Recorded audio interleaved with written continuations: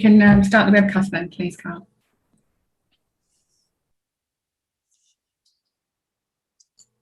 We are live now, Chair. Okay, good morning and welcome to today's meeting. I'm Councillor Alan Lamb. I'm the Chair of the Children and Family Scrutiny Board. At this point, I'm just going to read a short prepared statement to clarify that while this meeting is being webcast live to enable public access, it's not being held as a public meeting in accordance with the Local Government Act 1972. As such, it is a remote consultative meeting of the Children and Family Scrutiny Board. The consultative status of today's meeting means that some of the usual formalities will not take place at the start of the meeting, and while it also means that the board will not be in a position to take any formal decisions, today's discussion will still very much help inform the work of the Scrutiny Board, and where necessary, any proposed actions that do require formal ratification will be referred to the next formal public meeting of the Scrutiny Board for approval. I'm now going to invite members of the board, including those who are in attendance as substitute members, to introduce themselves in alphabetical order. So if I can start with Councillor Bithell, please. Good morning all, Councillor Bithell representing Kirkstall. Thank you. I believe Kate Black is having difficulty joining the call, so I don't think, unless she shouts up, I don't think she's with us yet. So next we've got Tony Britton, please. I'm Tony Britton. I'm the representative of the Leeds Catholic Diocese on the Scrutiny Board. Thank you, Tony. And then if I can give a particular welcome to a newly elected councillor and a new member of the board this year, Councillor Flint. Hi, I'm Councillor Emma Flint, new councillor for Wheatwood. Pressing circumstances. Thank you, Councillor Flint. You're very welcome. If I could just remind all members just to leave your microphone switched off when you're not speaking, please. So next I've got Councillor Flynn, please. Thanks, Alan. I nearly introduced myself as Councillor Flint there for a moment. Good morning, Billy Flynn, Councillor for Adnam Wharfdale. As you can probably see from the chat, I'm having real problems with access and videos and all the rest of it. But good morning, everybody, anyway. Yeah, well, always good to have you with us, Billy, and fingers crossed it'll all settle down. So Celia Foote next, please. Good morning, Celia Foote, school staff representative. Thank you, Celia. Councillor Forsyth, please. Good morning, everybody. Councillor Anne Forsyth, Farnley Wortley Ward. Thank you. Andrew Graham, please. Good morning. I'm Andrew Graham, representing the Church of England Diocese. Thank you. Councillor Caroline Gruen, please. Good morning, everybody. Caroline Gruen. I'm a councillor representing Bramley and Stanningley. Apologies for the backlight. I'm afraid I'm not able to reposition my computer, so on sunny days I look fuzzy. I have the same issue, Councillor Gruen, but on all days I tend to look fuzzy, so and that's with or without the camera. So if I can give a particularly warm welcome next to Councillor Hussain, who's also a newly elected member, and we very much welcome you to the board this year. So if you'd like to introduce yourself, Councillor Hussain. Good morning, everyone. I'm Councillor Hussain, representing the Roundhay Ward. Thank you very much. Councillor Illingworth, please. You do need to unmute when you want to speak, Councillor Illingworth. There we go. Thank you. Yes, I'm John Illingworth from Kirkstall Ward, and I am very relieved to be here. I've just dropped my council laptop and smashed the screen. So I've been skillfully piloted in by the help desk, who have managed to log me in on my home computer. Now I know this is possible. I might use it more often. Well, good to have you with us, Councillor Illingworth, whatever the circumstances. Also, if I can give a warm welcome to Councillor Sandy Lay, who's not a new councillor, but is new to our board this year. So, Councillor Lay, please. Thanks, Alan. Yes, I'm Sandy. I represent Otley and Yeadon Ward, and as Alan says, I'm a new member of the board. Thank you, Sandy. Good to have you with us. Councillor Marshall Cattung, please. Good morning, everyone. Abigail Marshall Cattung is my name. Councillor representing Little London, Woodhouse and the City Centre. Thank you. And definitely not a new member to the board is Councillor Renshaw. Good morning, everybody. I'm Councillor Karen Renshaw, representing Alison Robin Hood Ward. Thank you. And a warm welcome to my ward colleague in Wetherby, Councillor Linda Richards. Good morning, everyone. I'm indeed Councillor Linda Richards. I'm substituting this morning, and I'm very interested to see what will be going on. Thank you very much. And a warm welcome to another new councillor, a new member of the board, Councillor Senior.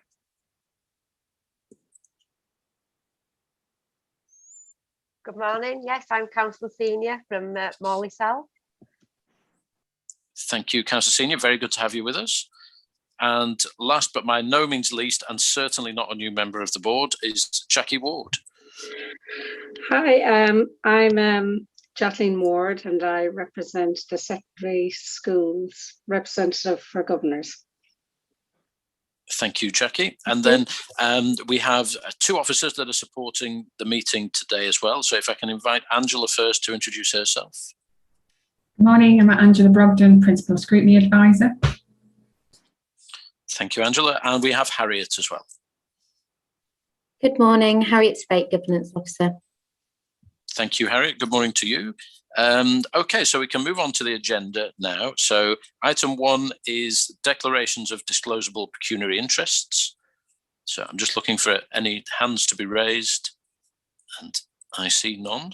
So item 2 is the draft minutes of the Children and Families Scrutiny Board meeting from the 3rd of March. As we explained at the minute, we're not in a position to formally approve the minutes today, but it'll still be useful if anyone has any amendments. They can be captured now, and they'll need to carry forward to our next formal meeting in July to approve. So are there any particular comments or issues anyone wants to raise on those minutes? No, I'm not seeing any hands going up, so we will carry that forward. So item 3 on the agenda is about co-opted members. So I'm going to hand over to Angela, who's going to introduce this item briefly for us. Thank you, Chair. So this report provides guidance to the Scrutiny Board when seeking to appoint co-opted members. So the Scrutiny Board procedure rules within the Council's constitution outlines options that are available to Scrutiny Boards in relation to appointing co-opted members. However, in addition to the options that are available to all of the Scrutiny Boards, there are legislative requirements regarding the appointment of specific education representatives onto the Children and Family Scrutiny Board. So this report sets out how this statutory requirement has been met, and in doing so, I'm sure board members will join me in welcoming back our voting education representatives, which include Andrew Graham as the nominated Church of England Diocese representative, Tony Britton as the nominated Roman Catholic Diocese representative, Jackie Ward as the elected Parent Governor representative for secondary, and Kate Blacker as the elected Parent Governor representative for primary. In relation to other non-voting co-opted members, the appointment of teacher representation has been a long-standing approach adopted by the Children and Family Scrutiny Board. This year, both Celia Foote and also Helen Bellamy have been nominated again by the School Staff Joint Consultative Committee to continue their role on the Scrutiny Board, but also to be acknowledged in their role in terms of representing school staff more broadly. The Children and Family Scrutiny Board has also previously invited co-opted member representation from other relevant key areas, which have included early years, looked after children and care leavers, and the third sector through Young Lives Leeds organisation. Due to other commitments, the co-opted members previously representing these areas are no longer continuing on the Scrutiny Board this year.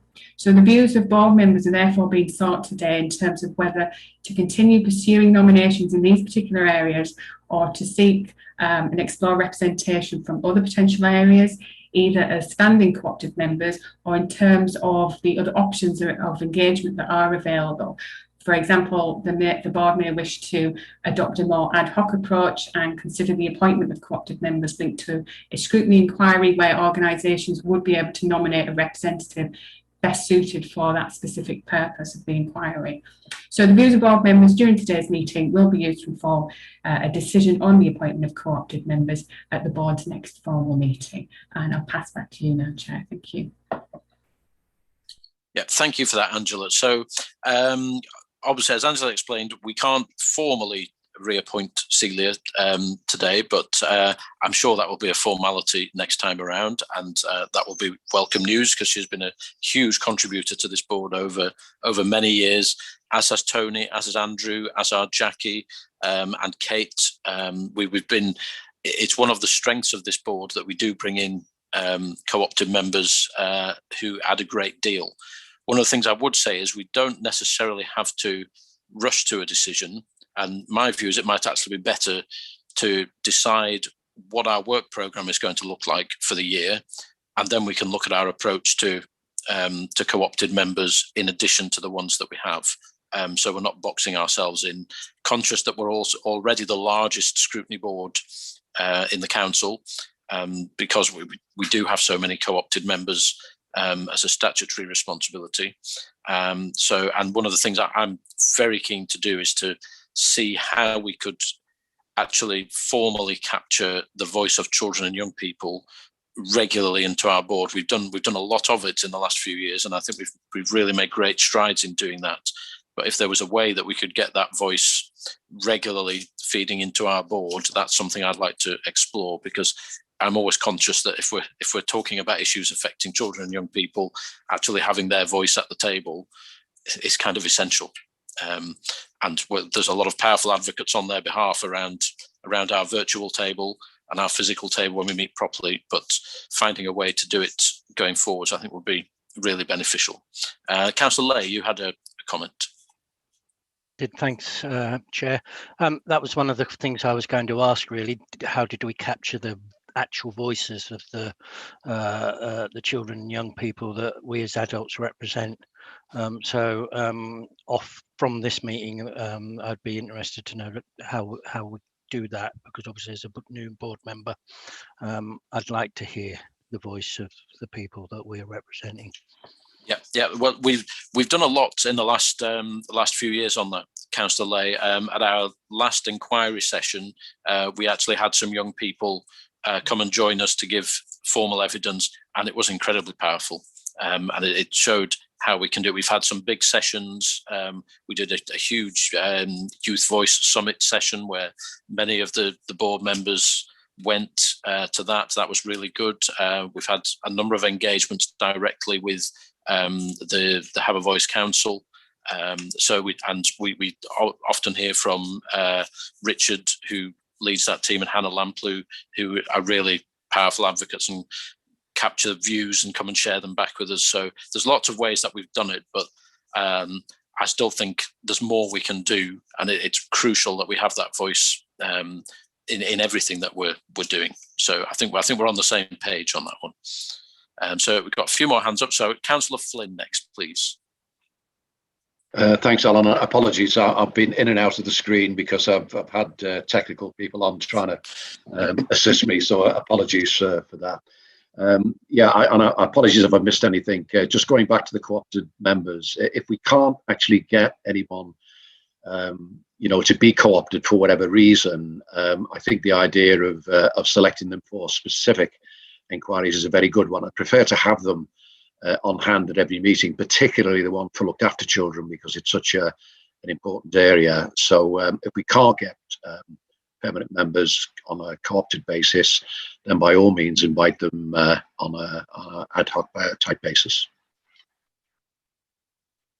Thank you for that, Councillor Flynn. I accidentally pressed the wrong button and lowered everybody's hands that had them up. So I glanced at it quickly. I did note Councillor Venner had her hand up. Oh, thank you, Chair. I just wanted to make the point that I think it would be a significant loss not to have somebody from Young Lives Leeds on the board, because they represent the third sector, and there's such a breadth of work done with children and young people by the third sector. And I think the particular strength of that sector is that they often have reach into communities that we struggle to reach as statutory services, whether that's being part of the council or education. I think the fact they are community-based, often user-led organisations, and have a reach into particularly marginalised communities. I think not to have Young Lives Leeds would be a loss, given the reach the third sector has, and our commitment as a directorate and as a council to working in partnership with the third sector and recognising the particular strengths that they bring. Thank you. Thank you, Councillor Venner. That's very helpful. That we are in constant dialogue with them, and it's just one of the challenges has been actually being able to get a regular contribution. So Angela is sort of exploring some different ways that we could do that to make sure we keep that voice. But if there's anything you can do with your influence to help with that, that would be appreciated, because I certainly recognise your comments. So I've got Councillor Renshaw next, please. Thank you, Chair. I do recall when we met up with young people actually in the Civic Hall in a room when obviously things were safer, and it was all about catching the bus, the initial one. And it's a number of years ago that some of us will remember, but that's when we went and actually met with a full group of young people who could express their opinions and their decisions and what they wanted throughout the city and what difficulties they had. So maybe if we had them, I think it was around 5 o'clock time when we held the meeting with them in the Civic Hall in one of the small rooms to hold a debate or discussion and just free flow with them. And I think those are very helpful and useful. Yeah, I agree, Councillor Renshaw. I mean, as I say, we've done a number of those things. I've been on Saturday mornings to meet with the Youth Council. We've had evening sessions. We've been out, but I want to make sure we're doing everything that we can. So yeah, I think we're all on the same page. Councillor Flint, please. Thank you. I was just wondering how you select the young people that you hear from, like other than the Youth Council, and how you ensure that like a diversity of young people's voices are heard. Often the ones that you need to hear from are not the ones that come forward. I just wondered how you do that. Yeah, it's a big challenge. And that's why we've tried a variety of ways. We did a huge child-friendly Leeds inquiry a couple of years ago, and as part of the work we were doing last year, we wrote to every single organisation that we could find in the city to try and get them to engage with us and take part in our inquiries. And we'll keep doing all of that, open to suggestions of any idea. It's for all of us to work together on these things. And as we do our inquiries, I think the key thing we're all agreed on is we want to make sure we capture that voice. We want to get the hardest to reach, not just those who are used to coming to forums and talking, and so any ideas that anyone's got, chip them in as we go through the inquiries, because actually hearing about the lived experience of young people is one of the most powerful things to help us shape change, and it's very powerful for officers to hear directly from those who are most affected by the decisions they make. So I think we have got Councillor Gruen next. Yes, just to throw into the pot that we've also done some pretty successful visits to children's organisations, including schools and early years settings. I think some of those were before your time as chair, Councillor Lamb, but you were certainly on the board, and you'll recall the early years settings that we visited, which were very successful. And some of the youth group settings that we visited, in groups and as individuals, have actually been for children who are already identified as in need of additional support or vulnerable in some way or part of a hard to reach group. So that is another way of reaching children that you might not reach in a more general sense, and particularly through things like school or other types of children's councils. Yeah, thank you for that, Councillor Gruen. Celia, did you want to come in? I saw your hand went up and then it went down again.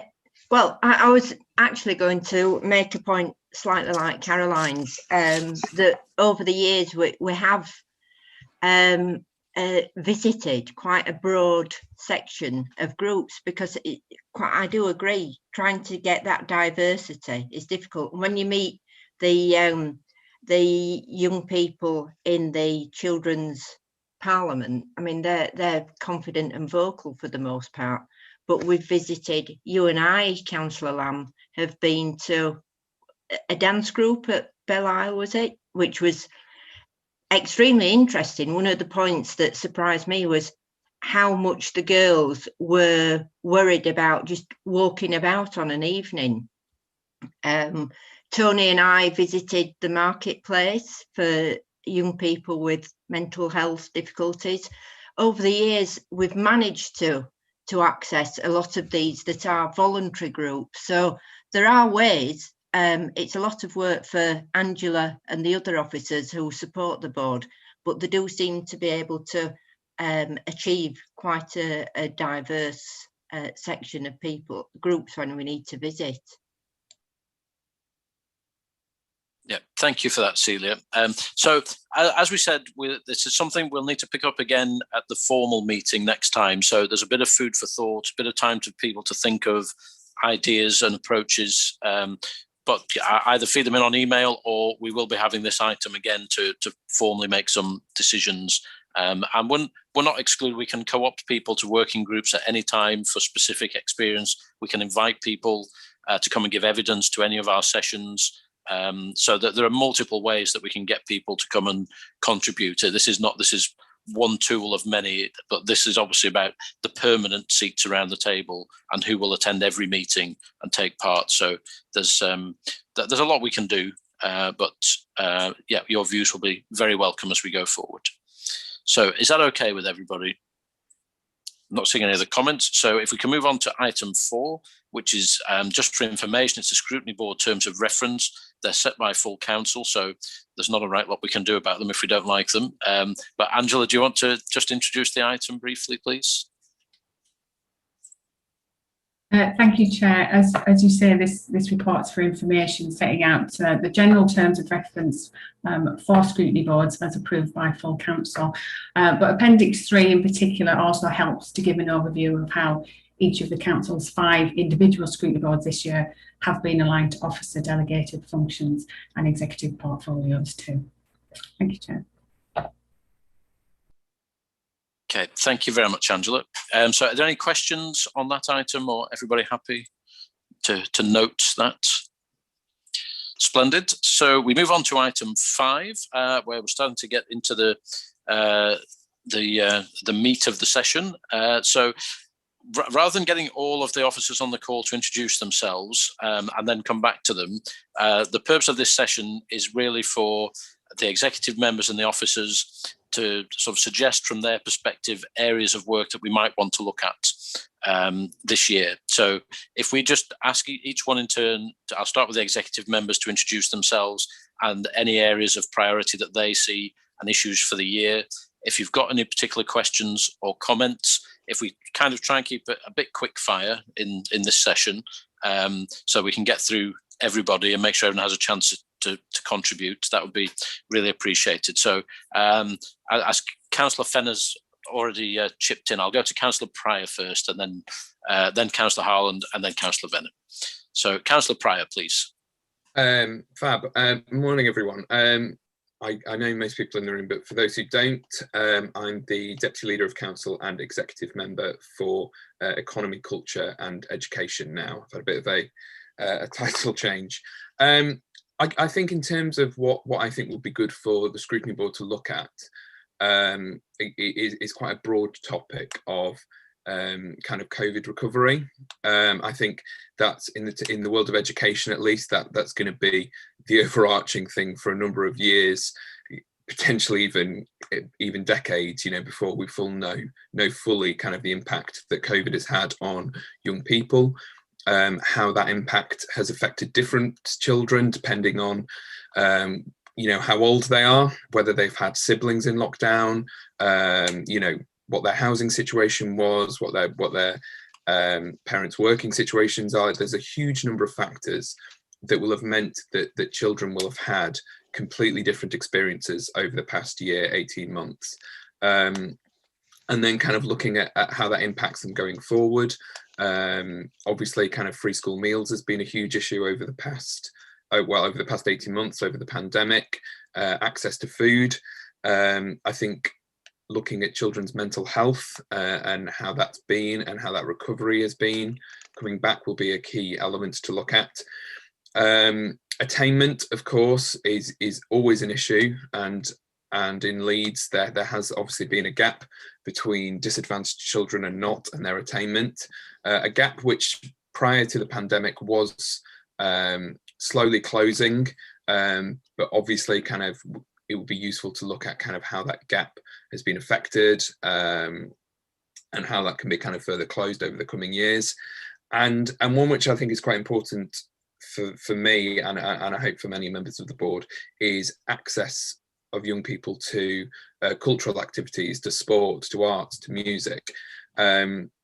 Before the pandemic, we saw that kind of schools that had good curriculums around art and music not only kind of helped with children's mental health, but actually there are plenty of examples where an increased access to this would actually help in subjects like maths and English and your core subjects as well. And it's clear that kind of education can't be compartmentalized in that way, and different subjects support each other.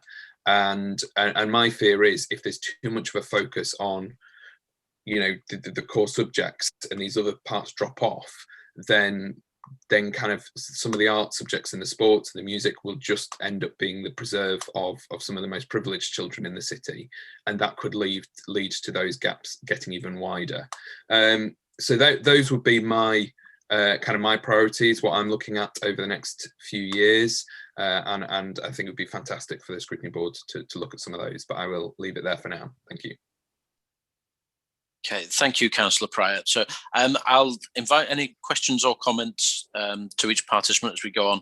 Just a reminder, what we're doing here is just looking at the things we might like to look at through the year. We're not running an inquiry or getting into detail at this stage. It's just if there's any particular points that you wanted to pick up on with Councillor Pryor. So does anyone have any questions or comments with that in mind at this stage? No, I think you're off the hook for now, Councillor Pryor. So, so Councillor Harland next, please. A warm welcome to you to the board, and congratulations on your new position. Very well deserved, and always a delight to have you with us. Thank you, Alan. That's very kind of you to say so. Again, I think I've met most of you before, while subbing on Councillor Lamb's Scrutiny Board on many an occasion. I'm Councillor Mary Harland, newly appointed to Executive Board Member for Communities, and youth work has now passed over into that portfolio. So I would imagine that I'm still learning the ropes, so to speak, and I'm sure there's much more for me to learn as well on this journey. The big thing I would imagine would be for you would be a watching brief on the implementation of the Youth Work Review that went to Exec Board, brought by my able comrade Councillor Venner back in April. As I say, I'm just getting used to the portfolio, but I think a watching brief on the implementation of that would be very welcome. Okay, thank you, Councillor Harland. Any questions or comments for Councillor Harland at this stage? No, so in that case, Councillor Venner, it's over to you, please. Thank you, Chair. Sorry, I didn't introduce myself earlier. I do apologise. I'm Councillor Fiona Venner. I represent Kirkstall, and I'm the Cabinet Member for Children and Adult Social Care, Early Years and Health Partnerships. So I have everything to do with children that's not schools or youth work. So as Councillor Price said, I think the main issue going forward is inevitably going to be recovery from COVID. And I would suggest that we keep the reporting structure that we've had, where we've brought a regular update. I can't remember how often, but we've broken that into areas to update on, like children's homes, children's social care, education. So I'd suggest we keep that generic report about how we're recovering from COVID. And then probably the biggest issues in terms of fallout for children and young people of the pandemic relate to child poverty and mental health. Now, with child poverty, we've got a child poverty impact board that I chair, and we'd already set up a meeting schedule where we would report to you 6 monthly on the work of the child poverty impact board. So I think we'd be due back in September or October. And then when we brought the Future in Mind strategy to you, which is the Leeds-wide strategy for children and young people's mental health, you asked that we come back and report back on that. And I think it was in a year's time, which should now probably be about 6 months' time. So I'd suggest we schedule in some feedback about the implementation of the Future in Mind strategy, maybe broaden it a bit to, well, a report on children and young people's mental health. So if we have those in the reporting schedule, and then the kind of new area I wanted about suggesting after Sam had a conversation this morning was about whether you might be interested in looking at early help and prevention, not least because we are doing as a directorate a review of early help, and that's partly in the context of the savings that the council and the directorate have to make. So we've committed to taking £750,000 out of early help. So obviously we need to do that in the most thoughtful, responsible way that makes the savings we need to make, but doesn't cause a detriment to all the early help work we've done, which has meant that we've got less looked after children, and you know we've not gone in the direction that many authorities have in terms of cutting early help and ending up spending a lot more at the acute end of children's services. Within early help and prevention, there's an area that I'm particularly interested in, which is around disproportionality, particularly to do with Black and dual heritage young people. We've recently had an inspection from Her Majesty's Inspectorate of Probation, which was part of a national inspection to do a disproportionality of Black and dual heritage boys and young men in the youth justice system. And so they went to a number of authorities to look at work on disproportionality.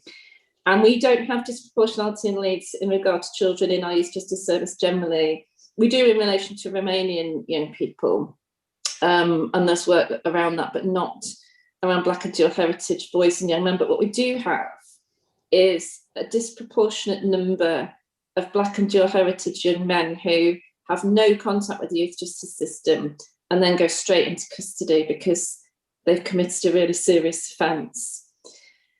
And it's really interesting digging into that, and really tragic, because a disproportionate number of them have SEND issues, disproportionate number have social and emotional mental health issues, but they've never been in those services.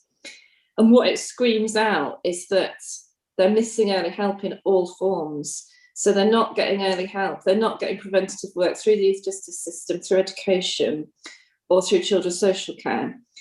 And I think in the context of Black Lives Matter and an awareness around structural oppression, I think in doing our review of early help and prevention, I'm really keen that we focus on that area. So those would be my suggestions, Chair. Thank you.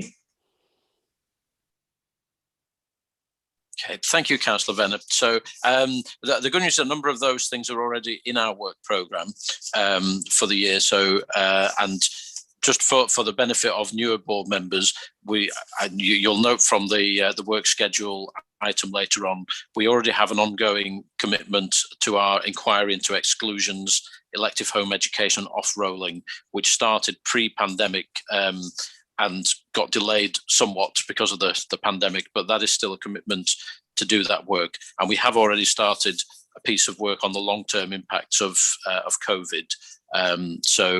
That is scheduled to be ongoing. We have had our first session at our last meeting of the municipal year.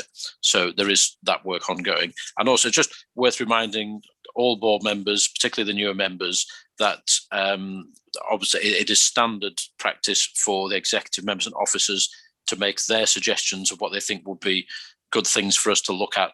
But ultimately, it's for us as a board to decide what we think are our priorities for the year, taking account all of the things that we're going to hear this morning. And from my perspective at this stage, nothing's off the table. So if there's something through the discussion or something burning that you think we should be looking at, we obviously have limited time and we have to make sure we prioritise it well. But it's just keeping note of all of these ideas, but then it's for us to decide what things we want to scrutinise as the year progresses. So Councillor Marshall-Cattong, have you got a comment or question for Councillor Venner? Yeah, thank you, Chair. Thank you very much, Councillor Venner, for your input on that. And obviously from the last scrutiny meeting we had where the young people came through, almost each and every one of them did mention mental health. And so definitely that should be a priority for us. And thank you for mentioning about the Black Lives Matter and what we still need to do in our schools. As the chair of the hate crime board, the highest statistics that we have for hate crime in the city and also in schools is related to race and religion. So obviously we continue to push for the decolonisation of the curriculum, especially with Black history, which I feel is something we should begin to try and see how we can inculcate that into our curriculum in our schools. Wales have actually pushed that through, you know, so we applaud them for that. So for us to be able to reduce the incidences of crime against race, the education of diverse history is very, very paramount in our schools. And it's just simple understanding so that, you know, young children, as they grow up, they understand the history, why people are the way they are and why we are where we are. So it would really, really be very good. And obviously that goes to Councillor Pryor as well, who's here in terms of pushing through the curriculum of Black history. I do know that's in your agenda. But yes, thank you, Councillor Venner, and I really love to see that at least rolling through in the year ahead. Thank you. Okay, thank you. So I have got Councillor Gruen and then Councillor Forsyth, and then I will bring in Sal, the director, and the other officers after that. So Councillor Gruen, please. Thanks, Chair. It wasn't particularly on Councillor Venner's input, actually. I think I slightly misunderstood the way you're organising the meeting. I'd just like to go back to Councillor Pryor's point, with which I completely agree, on the COVID recovery issue. But I particularly feel that we ought to understand better which kind of learning works best in the catch-up context for which groups of children. So I'm quite interested in the context in which Sir Kevin Collins felt the need to resign, because he was suggesting a variety of different approaches simultaneously, which apparently now can't be accommodated. So I really am interested in what works. I think most of us around this table would understand that the same approach won't fit everybody, and I'm concerned that this will work for some children, lots more of the same thing, or perhaps not enough of the more of the same thing, but not for all children. And I wonder if we could think about ways in which we could access different groups of children to get their views about how this catch-up is working for them. Okay, thank you, Councillor Gruen. All good points there. Councillor Forsyth, please. There's one sort of specific area that's not been mentioned to do with, well, COVID recovery as well. I mean, thinking back to a year ago, one of my big concerns was the NEET cohort, and sort of right at the age, and these are young people who will have left education, and it feels that they could potentially be this sort of a lost cohort. And whilst we can see what's happening elsewhere and you know, sort of review that, I just wanted to sort of ask the question really as to what, you know, what those are not that sort of cohort that left a year ago, and you know, this year as well, are not being lost, if you like. Okay, thank you, Councillor Forsyth. I know there's a few more hands up, so keep them up and I will come back to you, but I'm going to bring Sal in now so that he can share his thoughts as director, and then I'll leave it to Sal if he wants to bring in other officers as well, or if he's going to cover it off and they're just on hand to pick up any issues and questions as we go along. So Sal, welcome to the meeting, and if you wouldn't mind introducing yourself, and then perhaps give us your thoughts, please. Councillor Lamb, and good morning, everybody. I'm Salim Tariq. I'm Director of Children and Families. It's great to see you all again. I mean, I think most of what I had thought about has, in one way or another, been covered. I think we'd have to. There's an imperative, isn't there, for us to be looking at post-pandemic recovery in however, in whatever shape or form we take that forward. I would have thought that that has to be something that we have to bring back. And I think that having had quite a focus on how we managed in a kind of reactive sense, but also we did do a piece of work that started to look forward at some of the challenges that we thought might be around in terms of longer term impacts of COVID, and returning to some of those things, I think is going to be really important. So I do think that it would be my view that we schedule some time into to look at that. I think I agree with Councillor Venner and Councillor Pryor on the issues around, particularly around mental health and learning outcomes for children and young people. We've already, as we've heard, got poverty scheduled in. We've got the exclusions inquiry that will also continue. And Councillor Venner and I did talk about the early help and preventative part of the world. I think partly because there is something about how that operated during the pandemic and the kind of help and support that people received, particularly through provision of practical help and support. But also, as Councillor Venner pointed out, we've got this as part of the financial challenge for this year's budget and moving forward. So it will be a really important area to look at. I think with the early help one, just referencing back to your earlier points, we would be able to utilise that to bring in the voice of children and young people in terms of what their experience of some of those services is. But I think also one of the other areas that we've been doing more work on is getting the hearing the voice of families and parents, particularly who are in receipt of our services, in terms of how they shape and influence, tell us what their experience of those services are, and we'd be able to do some of bringing their voices directly to the board as well through that process, in terms of what they what they can tell us about what works most effectively in terms of supporting them. The issues around equality, I think, have been well articulated, and they are issues that we will be looking at as a priority within children's services. So I'd be happy to have input of the scrutiny board on those things. So I'm happy to leave it there. I think if there are questions on specific areas, then I've got the team here and people can pick up those specific issues. But in general, I think from what we've heard already, there's plenty plenty of relevant stuff that will be helpful for us to be looking at over the coming year. Thank you for that, Sal. I wonder if it'd be useful just for the rest of the team just to introduce themselves, so everybody that's here knows who's on the call and who they're directing things to. So if I can perhaps ask Julie first, and if on behalf of the board, Julie, if I can congratulate you on a very well-deserved appointment as Deputy Director of Children and Families. Really pleased for you, and an excellent appointment. I think everyone will agree. So Julie, if you would like to introduce yourself, please.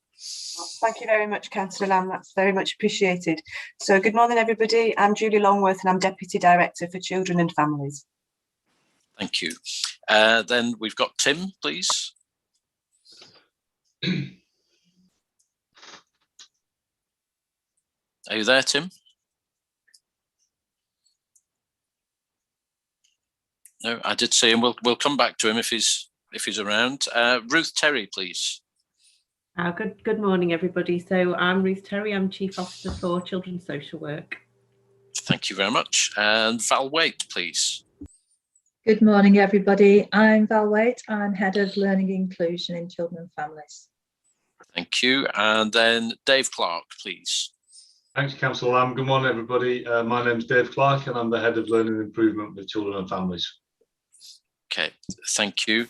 I understand Tim Pountey is on the call. I don't know if he's able to introduce himself. He's busy counting all the money. That's. Good morning, everybody. Sorry, my network dropped out at the most inopportune time. My name's Tim Pountey. I'm the Chief Officer for Resources and Strategy within Children and Families. Thank you, Tim. And Sal, is there anyone I haven't introduced? I think we should have everybody there. Yeah, we've got a couple of members of our performance team, which is for the next item. Yeah, sure. Yeah, I'll get them to introduce themselves when we move on to the next item. So thank you for that. So we've got a number of members who've been waiting patiently to make comments. So if we go to Jackie Ward first, then I've got Councillor Illingworth and Celia, please.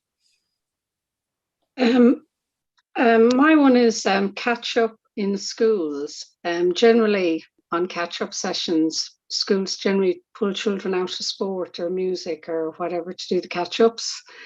And I think if, children, they have missed out a lot in school and various things, so there will be quite a lot of catch up to do.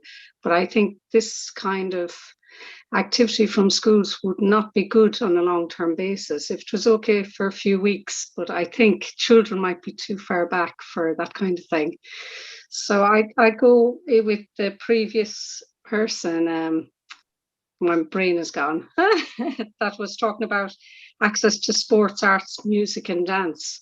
I think it's absolutely crucial that children have these facilities or in school and they're able to access them. And like some people, if they go to sport, they're brilliant then in maths and the next lesson. So I think these things are really, really good and they should be focused on, because I find that schools generally, especially for the children, that aren't as able, they'll put them into extra maths, extra English, extra stuff, and they stop them doing sports and music. And I think this is not a good idea.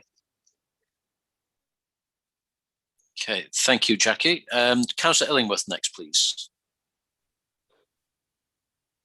Yes, if I could follow on from that, I'm concerned about play opportunities for children, particularly in the inner city, both team sports and unstructured play.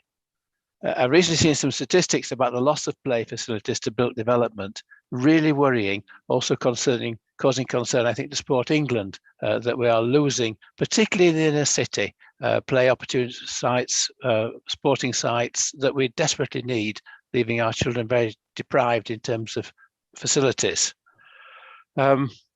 Excellent work by a few large teams. I've become aware of the fact there are some inner city teams which do attempt to address this and do so very successfully, with dozens and dozens of teams playing for a variety of sports. But the rest of the city is often a desert with no facilities or no significant facilities at all. I think diversity of provision is terribly important, and we need to watch this constantly. I say I'm appalled by the loss of existing sports facilities because they're not being used.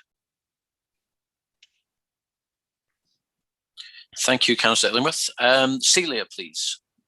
Thank you, Chair. Actually, it's in the same vein as Jackie and Councillor Illingworth. But as an approach, I wonder if it'd be worth looking at the areas being addressed by other parts of the council and organisations. I mean, we know that schools are focusing very much on co-curriculum catch-up. We might look at some of the recent inquiries we've had and look at some of the areas that are not being addressed or not as popular. And having read one or two reports from education charities, there's a strong sense that just piling on more hard learning is not the right approach. Young people and children have missed out on a lot of other opportunities for social contact and developing other skills. So I'm thinking that if the board can look in areas that are less obvious and the way that children feel ready to learn, and it's often through those what are considered softer areas, arts, humanities, drama and such areas, and they're the things that develop social skills and cohesion of communities, sporting activities as well. Maybe take a less obvious route into looking at how children and young people have been affected and how they can be best helped to move forward.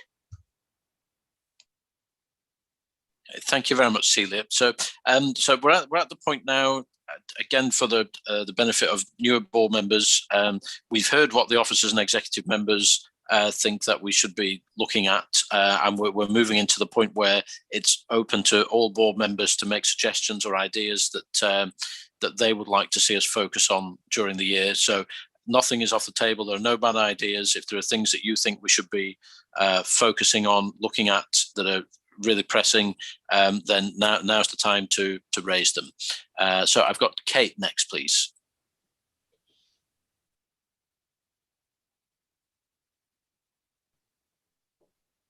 Hi there. I'll introduce myself, sorry, because I was late to the meeting due to a power cut. I'm Kate Blacker. I'm the co-opted member for primary schools. I'm a parent governor representative on the board. I'm meeting, so I'm not sure if any of what I was going to say is already covered, but has already been covered. But just to start off by saying I completely agree with the comments that have been made with regards to the subjects that are regarded as being promoting the softer skills in children. I think they're absolutely essential to children's development, and I think particularly so as a result of the pandemic and the potential impact on children's confidence, social skills, self-esteem. I also feel that we need to be looking at the curriculum as well, in terms of how useful it is for children in terms of the 21st century and the challenges that they face, the farming technology and the increasing reliance that children have or young people have been forced to place on it as a result of the pandemic, not only in relation to their learning but also in relation to social opportunities and social skills.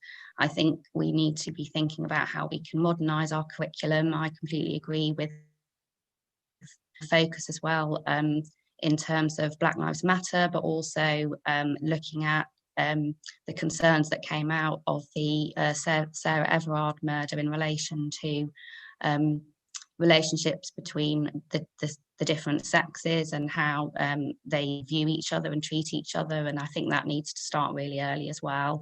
I think there's an look at, really overhauling the curriculum. And I know that comes from the top, but I think that we can certainly be doing things in schools to look at how we can ensure that it's not that the focus isn't too much on the academic subjects at the expense of other things that I think are actually incredibly important. They always have been, but even more so now in its development going forward.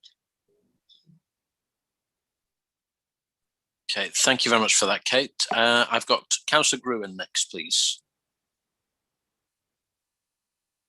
Thank you. I'd like to pick up on Councillor Illingworth's issues around play. I completely agree with what Councillor Illingworth was saying about play. I don't just think it's the city centre, Councillor Illingworth. I think we need to have a long, hard look at our play provision right across the city, and particularly the types of play provision that we have in place. You mentioned, I think, unstructured and sports, but there are so many different types of play in addition to those that you mention. And I think that looking generally, certainly in my own ward and the area of the city that we operate in, I don't think the range of play opportunities is anything like diverse enough or sufficient in quantity. So I feel passionately that we ought to look at play provision. It's such an important part of child development, and not only for early years, though perhaps particularly for early years. Play is important right into adulthood. And I'm not sure that as a city we have a clear enough grasp of its role in child development or of our provision. I'm also, and I understand fully the context of the council's financial position, but I am so disappointed that we no longer have even one officer with a proactive play brief who can advise us on this and whose job it is to understand and know and share and build in this area, that I feel actually quite bereft. So I'd like to make a really strong plea that we could include play in this year's programme. Okay, thank you, Councillor Groom. We'll take that on board. So I think Councillor Forsyth is next, please. Thank you very much. One of the things that was raised last year as a possible area of work, and it cuts across lots of things. Inevitably, I'm going to mention about the sort of climate emergency. If young people were asked, one of their big concerns is definitely about the climate emergency. so I don't know how this could look, but something else that was mentioned earlier about sort of something I think was done work in the past about sort of journey to school on buses and the access to buses and things. But I wonder whether it's something that we could look at, the journey to school. I myself know how we sort of put in going out for a walk first thing in the morning, and the difference in doing some exercise first thing is amazing. It cuts across mental health because of the exercise, it cuts across physical health, and I just wonder whether that could be an area of work. I'm not sure whether it will fit into this remit, but I needed to mention it. Thank you.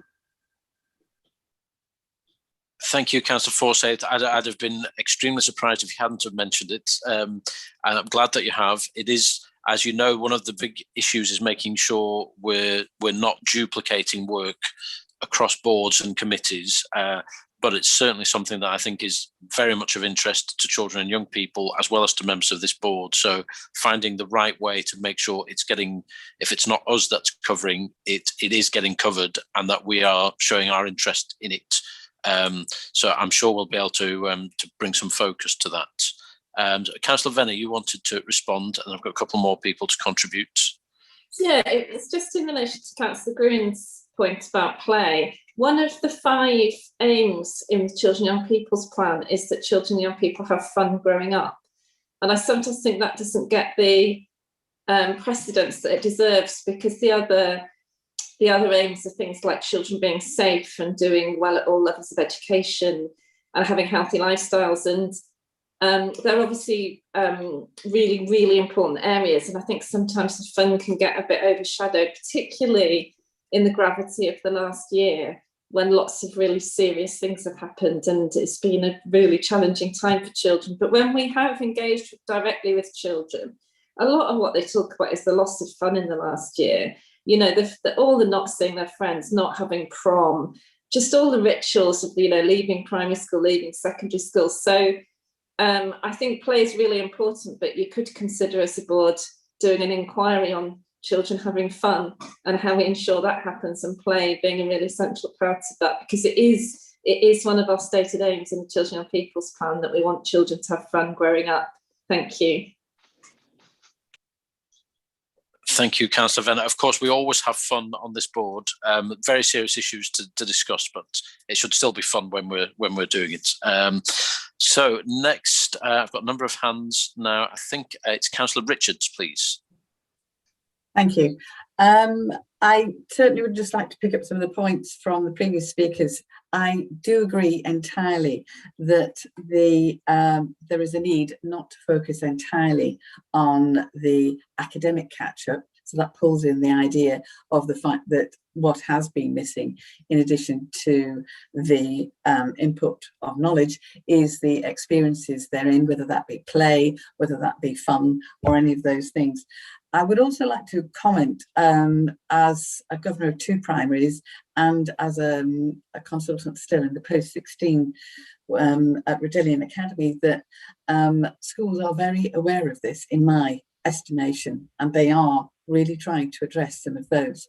So, for instance, you know, the transition work, which was completely missing last year, they are making huge steps to try and address those issues of enabling children to feel secure in the environment, but also to actually develop those skills. And I think the word we're looking for here is resilience, to deal with the issues of mental health challenges, etc. So I would just, you know, like to suggest that supporting schools in those efforts, whether it is having, as I know is planned in non-school, sort of a full week or at the end of term of activities which enable them to do all those things, is something which we could look at and seek to support in whatever way, and to actually encourage others to follow, so that that breadth of opportunity, that breadth of experience is enabled and plays its part in helping young people to do the catch-up in whatever way is needful for them. Thank you. Thank you, Councillor Richards. I've got Councillor Flint next, please. Thank you. There's so many things I don't know where to start, but I just wanted to pick up on Councillor Pryor's idea about focusing on arts and sport. I think that's just so important. It often goes kind of to the bottom of the pile, but it just has a direct link to improving young people's mental health. I think a lot of the time young people don't just want to sit around and talk about their mental health, but they want to kind of do something. I've been a youth worker for years, and I have a 12-year-old and a 16-year-old, and their youth theatre really got them through the pandemic, but there's, you know, such an inequality of access to that sort of thing. It's just so important.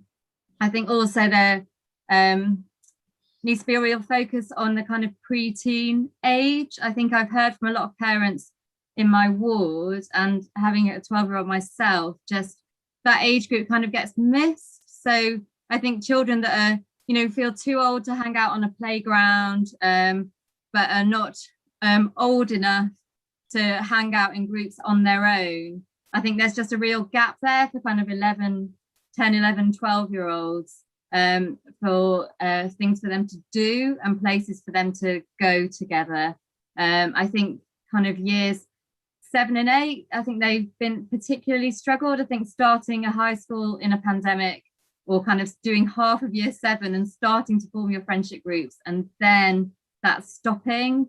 I think there's been, obviously all ages have struggled, but that's particularly needs to be kind of picked up on.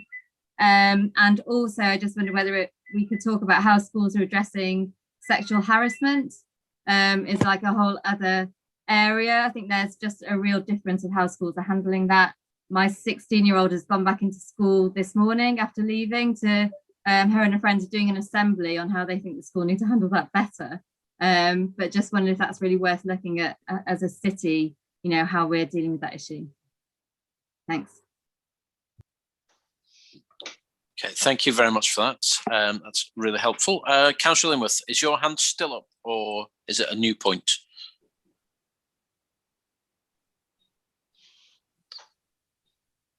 It's a new point, Chair, but it's related to what's been talked about. It's specifically about catch-up education and people who missed out on particular topics and how we dealt with that. If that's appropriate, I'll talk about it now very briefly. Okay. And brought to mind a model that was used a few years ago for Microsoft training for the MCSE qualification, which stands for Microsoft Accredited Software Engineers. And it brought a lot of new people with very different, diverse backgrounds into this particular activity. And it did so, I think, fairly successfully. I think it's appropriate for COVID recovery. The key features are worth, I'm sure it's documented as this, were that there were, it was highly modular. You had computer marked tests for knowledge and understanding in a defined area. So it's like building a brick wall. You could do module 1, module 3, module 4, module 5, and so forth, build up your experience and skills. You could take the tests as often as you wanted. You could take them every day if you wanted. They had a very large bank of questions. They were all computer marked. You passed your test, you moved on. So you didn't waste time sort of dawdling around in areas where you knew part of it and you didn't know the other bit, and you couldn't make any headway. It was, I think, very good at bringing people from diverse backgrounds up to a recognized standard where they could go out in the world and advise and do their job. I just think we should have a look at it, because I thought that particular, I wouldn't say I'm a great fan of Microsoft in every aspect, but that particular scheme, I think, was very well run, well understood, and it brought people from diverse deficiencies, if you like, into being employable, high-earning engineers. Okay, thank you, Councillor Illingworth. I've got Councillor Flynn next, please.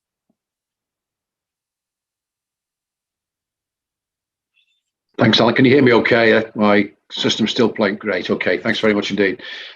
Before I move on to the main one I wanted to raise, just to sort of echo something that Caroline said earlier about the post-COVID recovery plan. We've already got this in hand, I know, and one of the areas I would like us to look specifically at is how the sort of less fortunate and more vulnerable children have suffered or are going to recover rather from how they suffered during the last 15 months or so. Because if mainstream children have suffered, and I'm sure they have, it must be considerably worse, I would think, for the less disadvantaged children. But I've just assumed that's part and parcel of what we're going to look at anyway. So I just thought I'd emphasise it, just echo what Caroline said. So far as a new item of work is concerned, I'd like us to look at education, health and care plans. We did look at it very briefly about 12 months or so ago with relation to a specific case. I know that children and families were struggling with the timetabling of reviews of ECHPs before COVID actually struck, and even though I know they have plans in place to try and bring it up to date, I think I asked about 3 weeks ago for the latest figures. I still haven't had them. So it's around basically the original assessment and the annual reviews, the timetabling of them, the quality of education, health and care plans, the appropriateness of the provision for children on plans, and last and possibly as important as anything else, the effect that it's having on the families. I've had personal contact over the last 12 to 15 months with probably around about 24 families, and it's abundantly obvious to me that they struggle with the concept of what a plan is and what it's supposed to do and what their part in it is, and the lack of support. That's not a criticism of officers, it's a criticism of the system and how it actually works. So that the whole sort of gamut of education, health and care plans, I'd like us to look at. Thanks, Alan. Yeah, thank you, Councillor Flynn. Kate, did you want to come back in again, or is your hand still up from?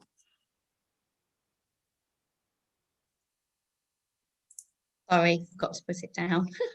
No problem, easily done. Okay, so I think we have, I think everyone who wanted to contribute has done so, unless there's anyone, I want to make sure we don't miss anybody. So I'm not seeing any other hands going up. Angela, are you able just to reflect back a quick summary of what's been captured to make sure we've got everything? There's quite a lot of things there. Obviously, there are still opportunities as the year progresses if issues come along or the things that we want to look at. Sometimes in the next item, when we look at the performance update, there might be something that comes out that we want to look at in more detail, and we always have the opportunity to do that through the work programme or in working groups. So we're not boxed in from whatever we've said today. Dave, did you have a quick comment? Yeah, before I bring Angela in? Yeah, Councillor Lamb, just to really comment a little bit on that. There's probably some sort of link between lots of board members have mentioned the wider curriculum, all those opportunities, non-academic, and I think there's a real opportunity because we don't have, and the scrutiny board have been involved with the assessment issues over the last couple of years, so we won't have a definitive set of data like we've had in the past. So actually that links very much into what people have been saying about the voice of the child and also school leaders, because they've been navigating the way very carefully and doing some good work in terms of that wider curriculum. So actually that seems like a really good opportunity to hear the voice of kids, hear the voices of school leaders about what's going on about that recovery. So I just thought that share that. Okay, thank you, Dave. So Andrew, if you could just sum up that session for us, and then we'll move on to the performance update from there. Thanks, Chair. As you say, and as Dave just mentioned, there's quite a number of areas that have been covered. Generally, what would usually happen after the June meeting is that obviously myself and the Chair would look at those areas, and where they may not necessarily form in-depth inquiries, there's certainly elements of the board's work where we would still be able to pick that up, whether it is performance management or particular agenda items. I'm mindful that some of the issues that have been picked up do actually relate to some of the discussion that the board held in March around long-term potential impacts of COVID on children and families. You'll see on the work schedule there is the intention of bringing a draft report back to this board in July. So it's actually beneficial that some of the issues that have been raised today can actually be reflected in that report as well, in terms of recommendations and areas that we can take forward. So again, it's all sort of relevant issues that I will work with the chair and the board to prioritise and to ensure that it is reflected in the work schedule somehow, even if it's not necessarily in-depth inquiry work.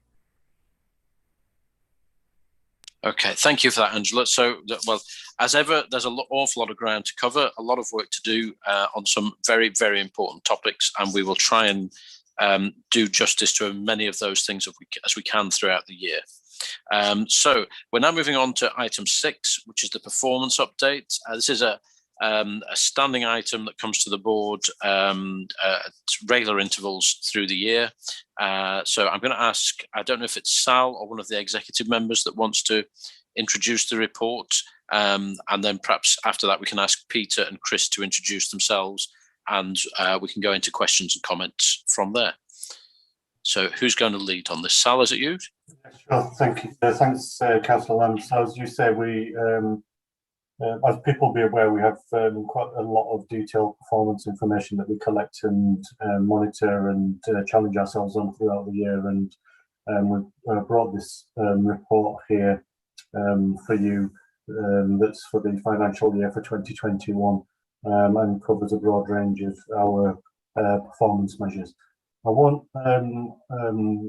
say much more than that, just to bring in Peter and Chris, who can give you a bit more of an overview, and then I'm happy for me or the team to pick up any areas in a bit more detail if people have questions at the end of that.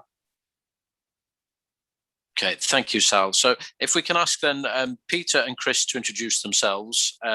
We'll take it that board members have read the report, but if there are any particular issues that you want to highlight before we go into questions, comment and general discussion, that would be perfect. So Peter first, please.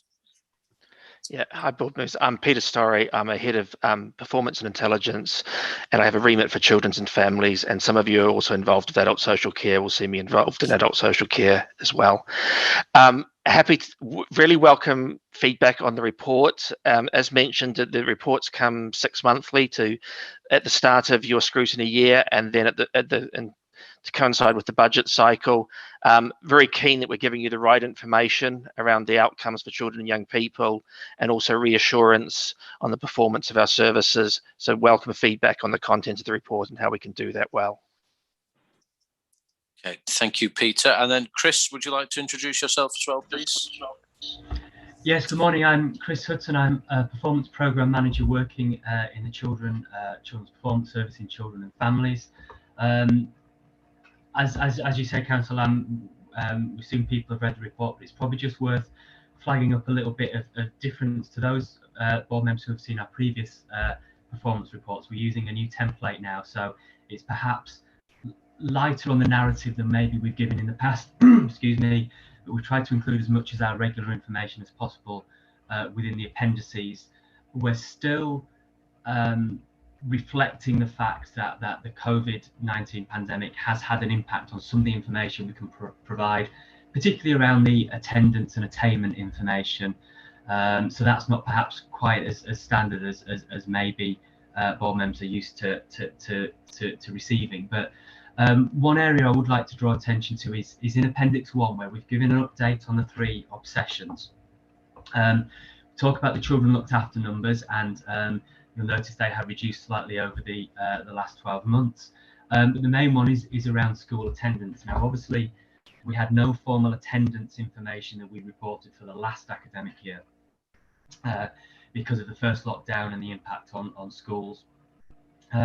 What we have been able to do for the autumn term of the 2021 academic year, so the one we're in, is collect information from the school census that was collected in January, and we've been able to calculate following DfE methodology by removing COVID-19 absences to try and give a reflection as best we can of what attendance has been like in the autumn term, removing COVID from the picture just from that. So you can see from that comment that primary attendance for the autumn term was broadly in line with the previous year. Secondary attendance was lower than the previous year, and that's mainly been down to non-COVID illnesses. Now, it is worth saying that we do continue to, particularly around attendance, we do continue to track that, and schools are being asked by the DfE to provide very regular updates, and a large number of schools do provide updates. So there is in-year reporting, but I think we're still going to see an impact there on our regular reporting. And probably just the other area in that appendix to mention is picking up on a comment that was made earlier. There is an update on the need to not known figures that we do report. Again, there's not a regular formal reporting through the national NEAT process that we have done in previous years, because that's been decided that there's going to be an increased focus on the impact that COVID-19 has had on young people's learning. So there is some information there. So hopefully that provides some additional context to members who asked the questions earlier. And the rest of the report really is the regular information and data that we provide around the indicators within the Children and Young People's Plan. There's a lot of information in there that gives trends where it's available. I think probably the easiest thing to do, rather than try and pick out bits, is open to questions and see if we can respond to any specific queries that board members may have. So thank you for your time. Okay, thank you for that introduction. Again, board members will note there's always a huge amount of detail within this report. It covers the full breadth of children's services outcomes. So the disadvantage is an awful lot of things, and we could go down any subject area. The advantage is you can raise pretty much anything you want to talk about at this point. So it's both questions and comments on the new layout, the style of reporting, but in particular about the outcomes, and if there are areas you particularly want to highlight and ask questions on. So was it Councillor Forsyth that raised the NEAT issue earlier on? Yes. Yeah. Yes. Did you want to come back on that at this point, Councillor Forsyth? Well, not in particular. It was just I wanted to just flag it up so that in discussing everything else, it wasn't just ignored. That was all at the time. Okay, thank you.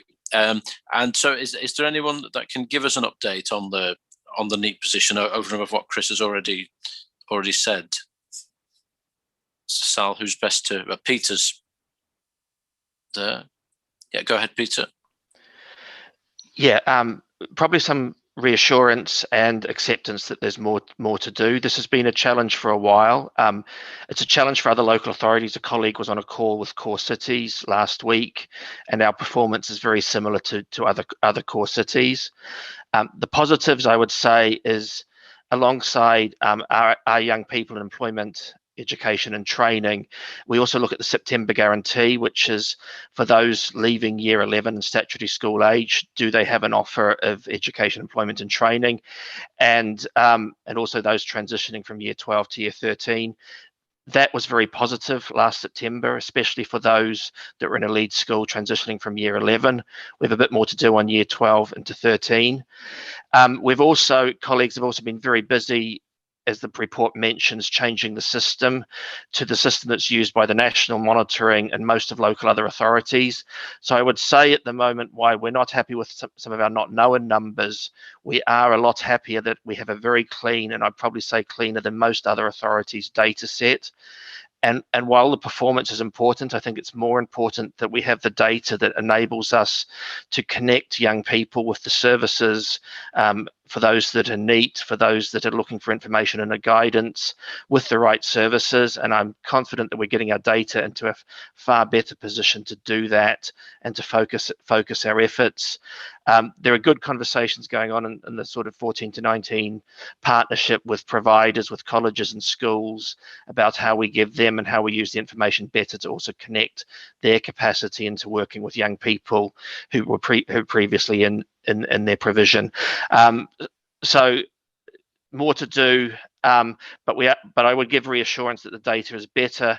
There have been challenges. There's challenges. How do you reconcile what a school says with what comes on a college record with what the National Apprenticeship Service says. So those are issues, as an example, that we're working through.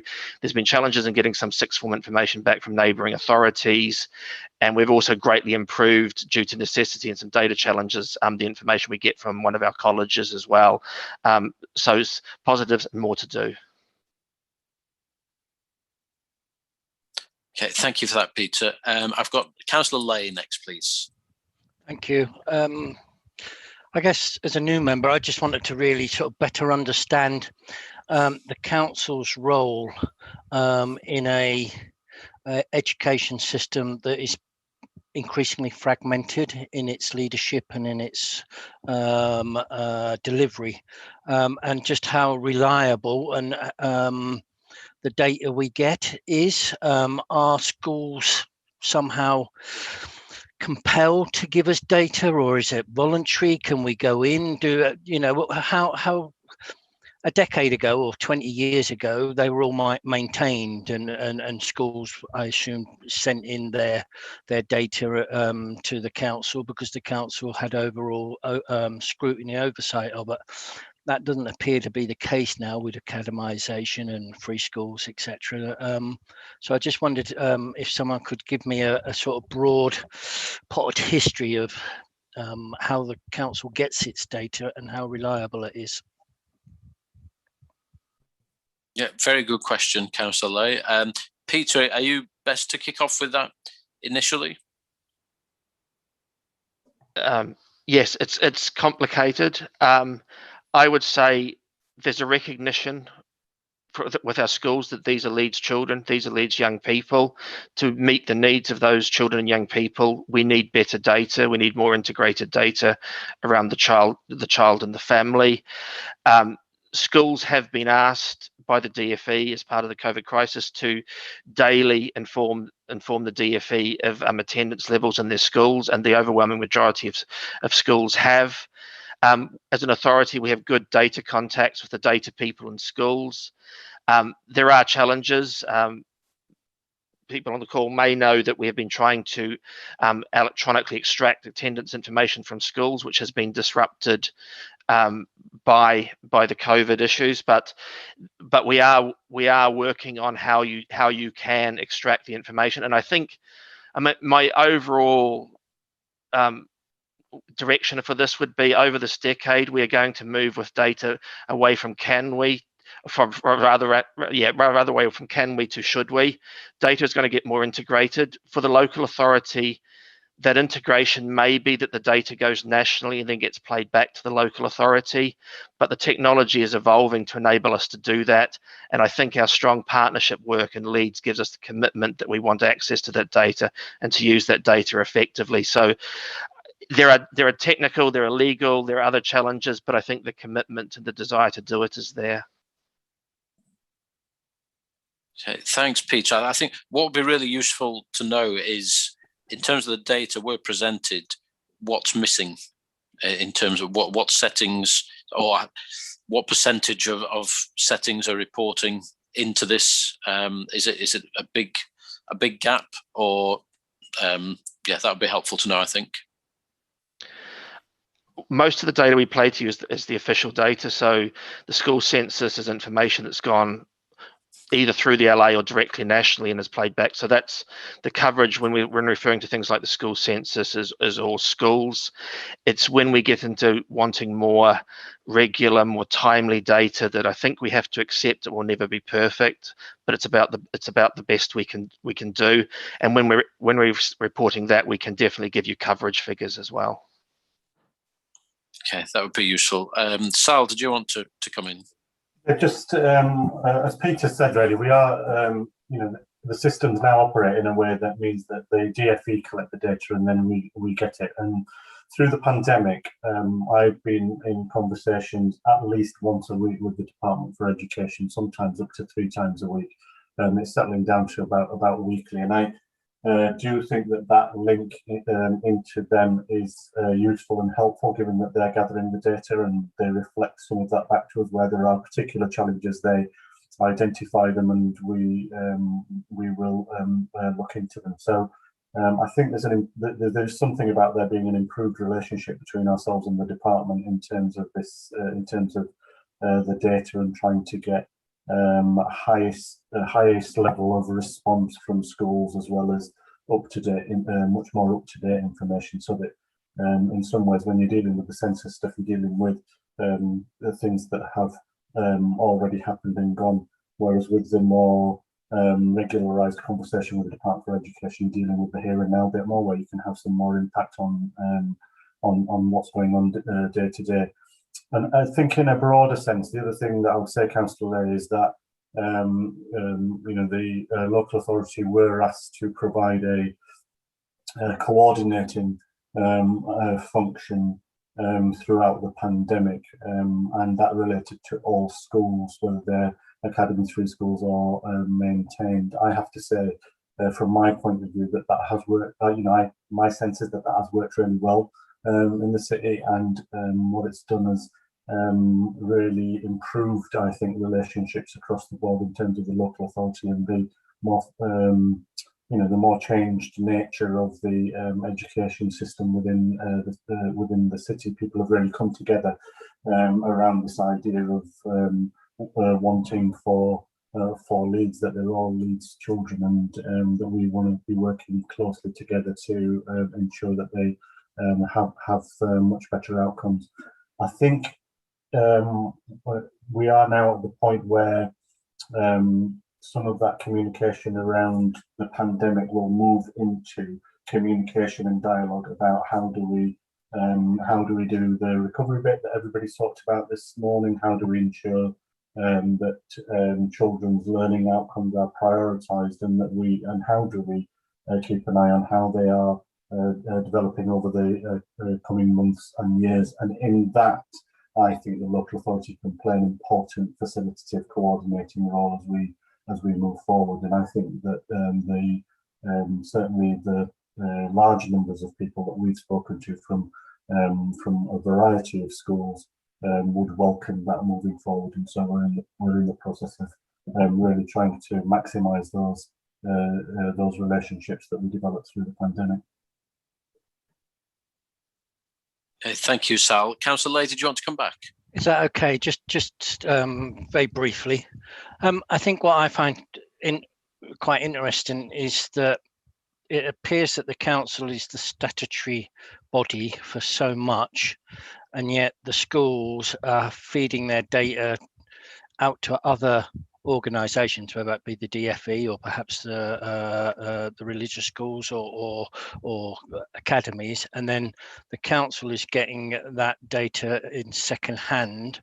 I just find it amazing, or I just find it incredible that the council is supposed to be the one that delivers on the statutory side, yet it's almost like at times we have the one hand behind our back because we're searching for the data to allow us to do that. And it's just a comment rather than a need a response. Okay, thank you, Councillor Lay. Okay, I don't have any more questions or comments on this report, unless anybody has anything pressing they want to bring up. No, you're all very, very quiet today. Oh no, Councillor Gruen. Sorry, just leapt in at the last minute. I struggled to get my my cursor in the right spot. There were just a couple of points I wanted to make on the performance report. The first is in relation to attendance and the explanation that was given about only including the 18-19 data. I think there have been some worrying trends over COVID, which aren't necessarily just COVID related, and I'd be interested in unpicking those a little bit more. So I think attendance, certainly in the schools that I'm aware of in my ward, has gone down quite worryingly during COVID, even when there were opportunities to attend school, and even when a full virtual curriculum was being provided, there were a significant number of students and children opting out of that. And it's very difficult to understand the reasons why. So I think there is a piece of data there that needs interrogating, and that we need to understand more about that. I understand that to date as well, in the schools again that I'm aware of, attendance hasn't really picked up well enough in the return this term. So I would be interested in both a comment on that and further information and data on it. And the second point I wanted to make was in relation to the table which reports on the attainment outcomes. We do appear to be still in quite a bad position in terms of the national quartile. And I wondered, we have been there actually for quite a number of years. So I wondered if there was an explanation of that. And Peter, I know I've asked you this before, but I keep needing it re-explained to me. If you're reporting on standards, particularly secondary standards by cluster, how do you arrive at a figure? Is it the schools within the cluster or the children within the cluster that you're reporting on? Thank you. Okay, Peter, do you want to do the last bit first, and then we'll see who wants to pick up Councillor Gruen's initial points? Unfortunately, it's both, but I think in the maps that we've previously produced, they will have been based on the home address of the child or the young person. But we obviously also do, in some reports, do it by the schools based in the cluster as well. So I'm hoping, and please let us know if we don't, that we should be clear about that when we produce the information. I would suggest that the home addresses are a better method, because the school will have children that are attending outside the cluster, I'm sure. Yes, and when we've done the locality information for clusters and for wards, we generally do it on home address.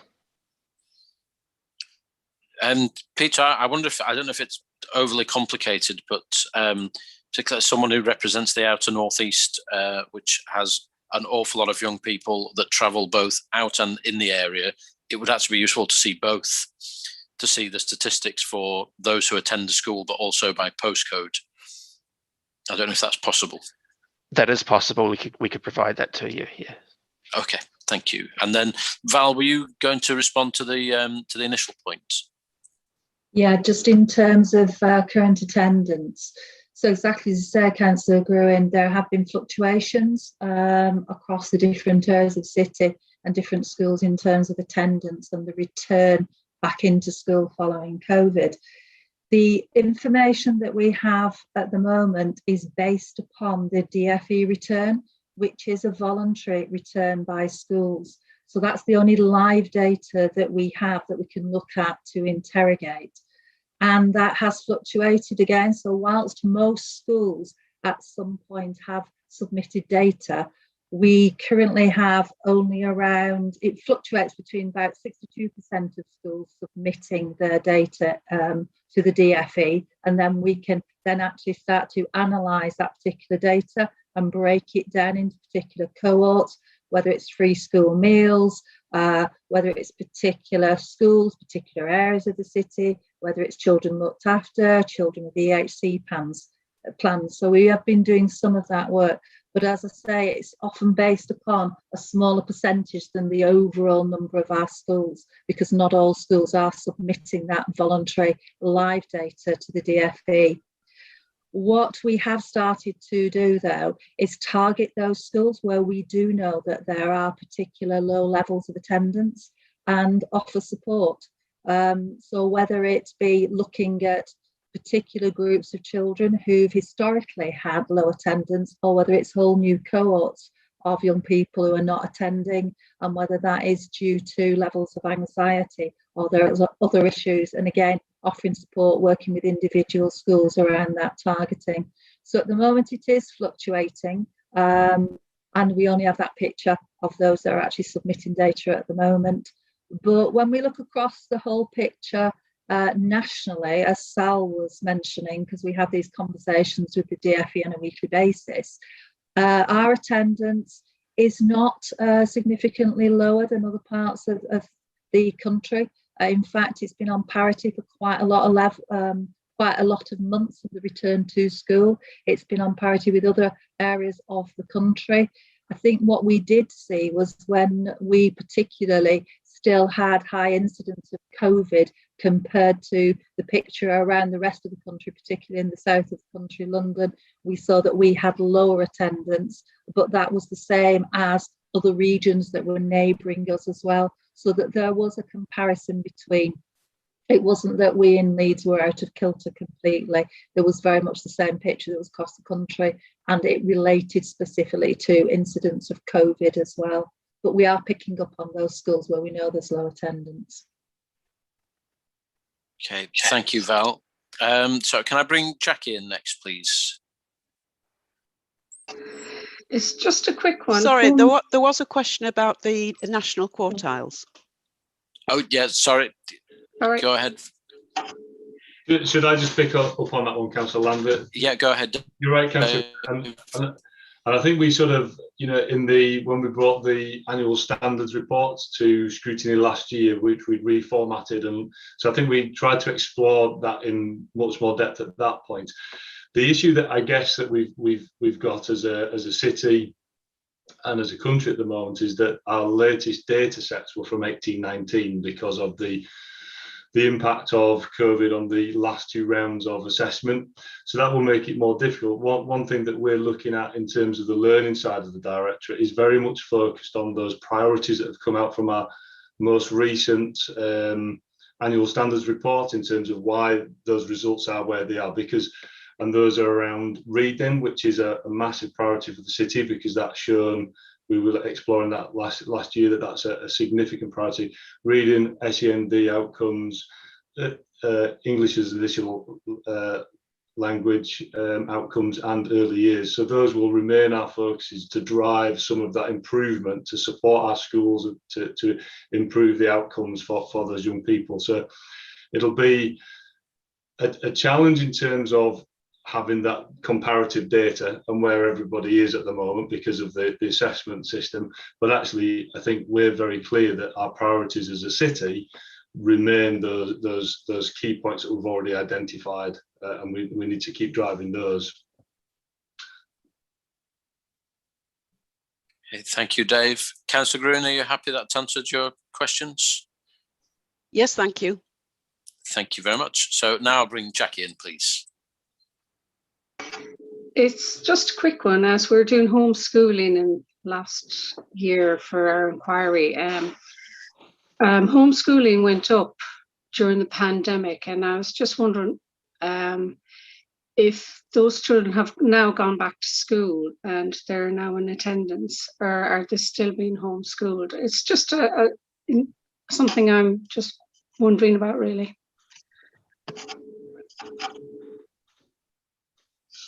Val, you have your hand up. Are you going to pick that up? Yeah, I'll pick that up, Councillor Ward.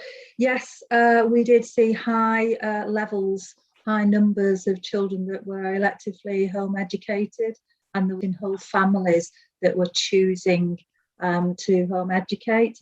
We still have very high numbers within the city. The last time we looked, we had around 875, which is about 100% increase to what we would normally have within the city. What we have seen is that young people returning back into school in the September, in the autumn term, and then through to January, but that number has not significantly decreased. So whilst we've had about 150 young people that have returned into school, we've all seen more families that are also choosing to electively home educate. So the overall figure of around 870, 880 is still remaining. And what we are now seeing is that those notifications are more complex than they have been previously, and that one of the reasons is about the high levels of anxiety, both in the families and the young people in returning to school, and attendance that is around mental health issues. And equally, we have had families that are choosing to electively educate when there has been a pattern there as well about low attendance. So again, the team are supporting schools, working with schools around this agenda, and we have asked all of our schools to look for key issues of why young people might not be attending and whether they are electively home educating, and that to refer them on to us so that we can have that initial conversation with them to find out what that particular issue is, whether we can put anything in place that will prevent them electively home educating. And I'm saying that in the context of that elective home education in itself is often a very much a philosophical choice, which is absolutely fine, and we would support that in terms of the philosophical choice. It's those where there are families where they feel that there are barriers to their young person engaging back into school, that we would ask school to work with us so that we can support them if that is what the families really want, is actually to get them back into school, but there appears to be barriers preventing them to do so. Okay, thank you for that, Val. And of course, we do have our ongoing inquiry into that. So it is something we'll be picking up through the year. Kate, do you have your hand up, please? Thank you. I was just going to say about that, but you've reminded me actually that we've got the inquiry, so it can perhaps wait till then, because it was more around whether, to what extent we'd been able to drill down into that, but it sounds as though you're still at the stage where you're waiting for the information to come back from schools. But when we do look at that, we'd be interested. You mentioned about high levels of anxiety as a result of the pandemic, and it would be interesting to know,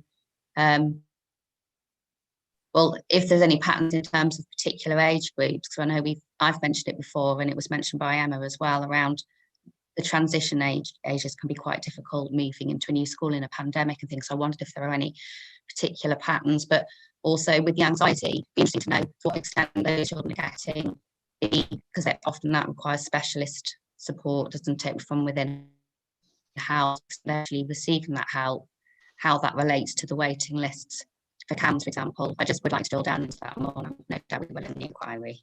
Thank you. Yeah, thank you very much, Kate. Okay, so I think that's everybody that wanted to contribute on the performance update. So if that's right, what I propose that we move on to item 7. Just to explain, I put this item on the agenda. So I received some correspondence from the Children's Society, and members will be aware from the report that EU nationals already living in the UK must now take the proactive step of applying to the EU settlement scheme and securing either pre-settled status or settled status. As I say, I had an approach from them to say that less than 40% of looked after children and care leavers identified as needing to secure status have in fact made an application. And they highlighted that according to their research, that there were still 13 children in care or recently having left care in Leeds who were eligible and yet to apply. So I asked Sal and Councillor Venner if they could just come and give us an update on the Leeds position. It may be that everything is in hand and there's no further work for us to do, but I felt it was important, given the significance of the issue, that it came here and we just had the chance to get an update, ask any questions or clarification that we want, and then decide if there's any further action as a board that we need to take. So I'll invite Councillor Venner first and Sal to introduce for us, please. Thank you, Chair. I'll just make a couple of brief comments and then hand over to Sal to fill in the detail. What I wanted to say by way of introduction was really to reassure the board that we are on this. The Children's Society, who are a really, really good campaigning organisation and great advocates for children, have been campaigning on this, but they didn't alert us to the issue. I've been discussing this with Sal and Julie in my briefings for I think over a year, that we need to support looked after children and care leavers to apply for settled status. I think I think most people when they hear about this are quite shocked that children do have to apply. So my neighbours who are French and German were expecting to have to apply for themselves, but they're quite shocked they had to apply for their daughter as well, who was born here. And of course, most children, that's how they will get their settled status. Their parents will apply for them. But that leaves looked after children and care leavers reliant on us as corporate parents to make sure that either they're doing that themselves if they're young adults, or we're doing it for them if they're children. And the danger, of course, in this, which the Children's Society have highlighted very powerfully, is that some children may end up, and young people, because they don't know they have to do this, not doing it, and then be in a really precarious position with regard to accessing services and their right to be here. So we do know all the children individually who either haven't got their status yet or we're in the process of applying for it, and we can account for those. So I just wanted to make those generally reassuring comments that we've been on with this for a long time. It's not something that we've been alerted to and suddenly had to start panic, in a panicked way applying for people. But I'll hand over to Sal to fill in some of the detail. Thank you.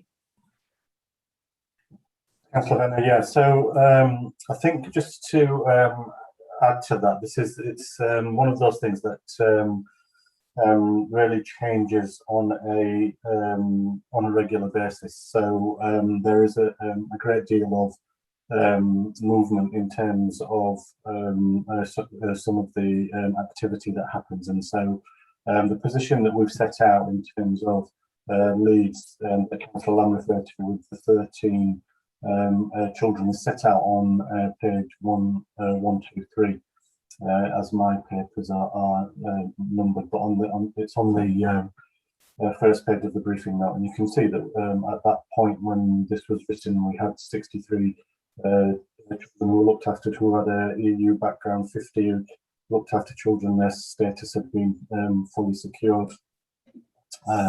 And we had 13 children where there was current and ongoing work.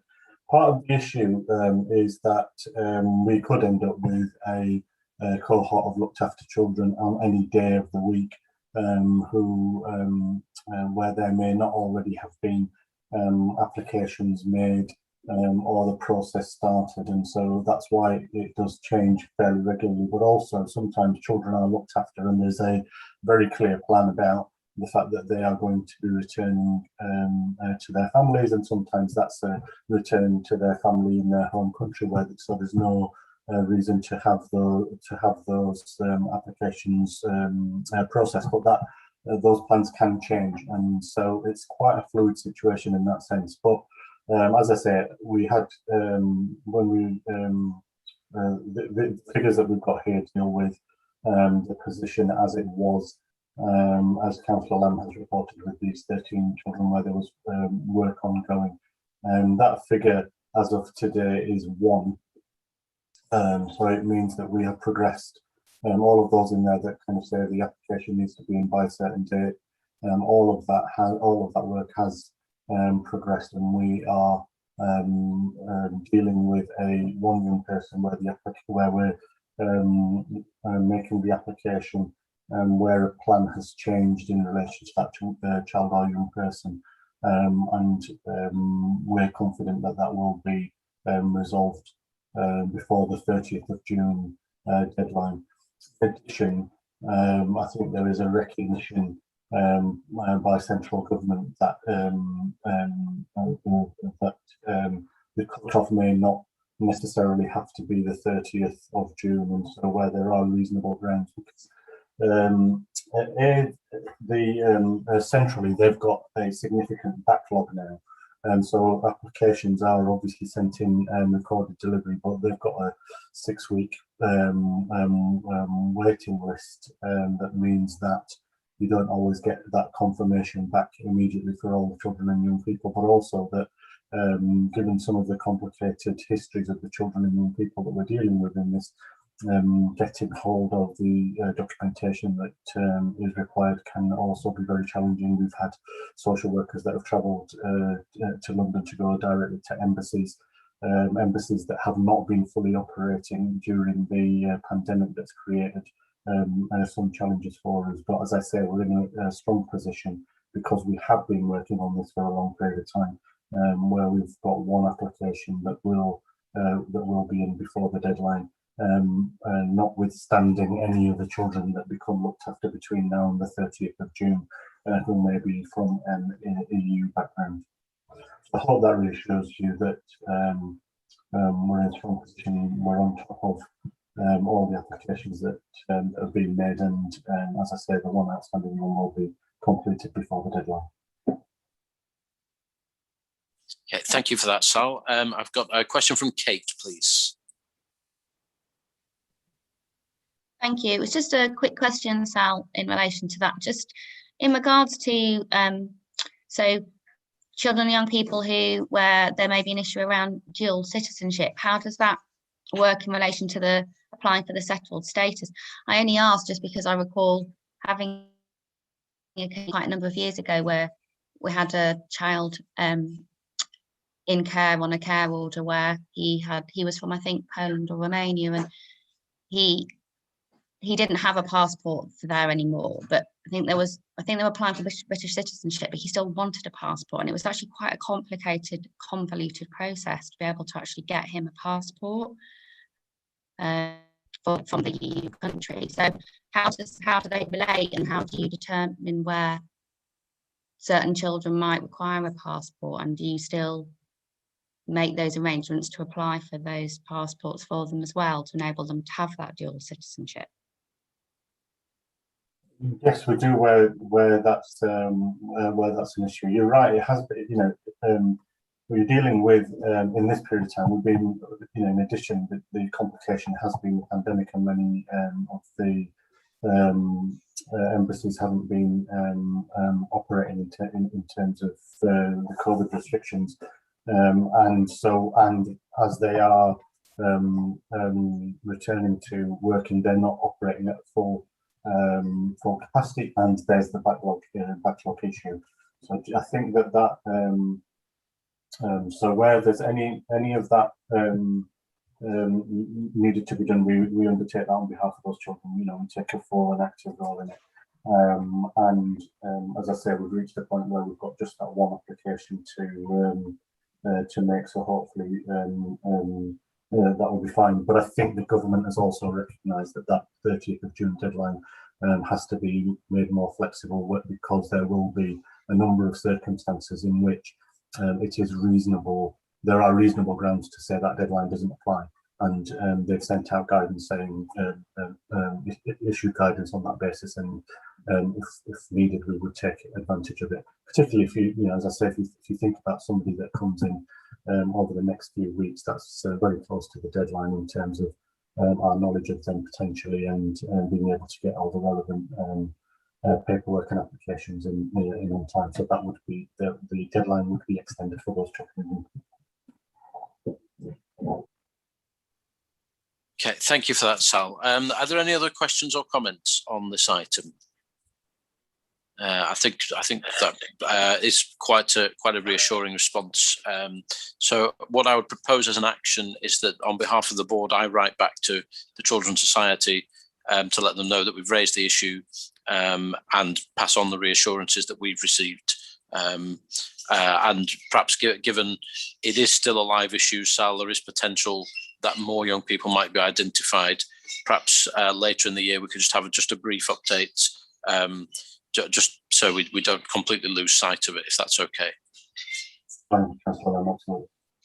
Okay, so is everyone happy with that? Splendid. So we can move on to item 8, which is our work schedule, which we've kind of been weaving in throughout the meeting, but perhaps Angela could just present the item for us, which will summarise what's already there, and we've already touched on the process for identifying other work. But Angela, if you'd just like to formally go through that for us, please. Okay, thank you, Chair. So a draft work schedule for the Children and Family Scrutiny Board is presented at Appendix 1 of this report for, again, further consideration and discussion. You'll note that the schedule already reflects the board's commitment to continue its ongoing inquiry into exclusions, elective home education and off-rolling, with a report that's scheduled for July to consider or reflect on what work's already been undertaken in terms of the current position, and also to have a discussion about appropriate next steps linked to that inquiry. As I mentioned earlier, there is an intention to bring a draft report of the Scrutiny Board around the potential long-term impacts of COVID-19 on children and families. This draft report, to bring that to July, and the draft report will very much be capturing the key points stemming from the board's March meeting, but will also be able to be more reflective of relevant national developments that have been made since March, as well as being able to include relevant issues that have been raised during today's discussions, particularly around catch-up learning, the importance of also focusing on softer skills and the benefits of more creative subjects in building the confidence and resilience of young people. As the Chair's mentioned, members have highlighted a number of key areas of interest for the board to explore this year. As I mentioned, there are various ways that the board could reflect this into its work schedule. A number of issues do relate to the ongoing sort of pandemic recovery effort. There was a suggestion made by Councillor Venner earlier that the board may want to continue receiving regular updates, and in doing so, perhaps these key areas of interest could be discussed and monitored more regularly on that basis. Where the board wishes to drill down in an area more detail, then in the first instance, these could perhaps be scheduled into the work schedule as a dedicated agenda item for discussion. You'll note there's already items scheduled in the work programme around child poverty and also around mental health and wellbeing of young people, which continues to be a key area of interest and importance to this board. So after today, I will work with the chair to look at how best to reflect all of the interested areas raised into the work schedule for this forthcoming municipal year. The work schedule also sets out future meeting dates for the Scrutiny Board. The next meeting scheduled to take place on the 7th of July at 10 o'clock. Moving forward, it is expected that all Scrutiny Board meetings, whether they are remote consultative meetings or formal public meetings held in the Civic Hall, will continue to be webcast live for public access too. As it currently stands, it is anticipated that the meeting on the 7th of July will be held as a formal public meeting. And I'll hand back to you now, Chair. Thank you. Okay, thank you, Angela. So we've covered off a lot of that in the earlier parts of the meeting, but are there any questions or comments at this point? I'm not seeing any. So in that case, I think that brings us to the conclusion of the first meeting of the municipal year. As Angela said, the next meeting is on the 7th of July at 10 a.m. As things stand at the minute, I think we anticipate it should be a formal public meeting, hopefully in Civic Hall in person, but we await for further guidance and we'll keep you updated as soon as we know anything. But if I can finish by thanking everybody for their contributions this morning, and very much looking forward to working together with you all this year on the Children and Family Scrutiny Board. So thank you very much indeed, and enjoy the rest of the day, and see you next month. Thank you, Chair. Thank you, everybody.